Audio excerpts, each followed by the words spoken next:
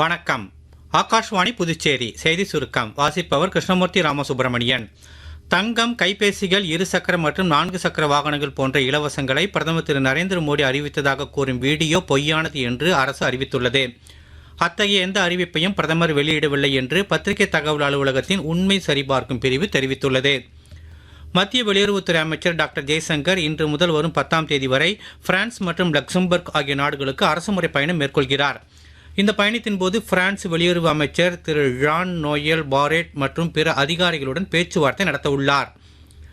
லேயில் துணைநிலை ஆளுநர் திரு கவிந்தர் குப்தா வெளியிட்ட லடாக் விளையாட்டுக் கொள்கையில் லடாக் யூனியன் பிரதேசத்தைச் சேர்ந்த தலைசிறந்த விளையாட்டு வீரர்களுக்கு கல்வி உதவித்தொகை, விருதுகள் மற்றும் ரொக்கப்பரிசுகள் வழங்க வகை செய்யப்பட்டுள்ளது.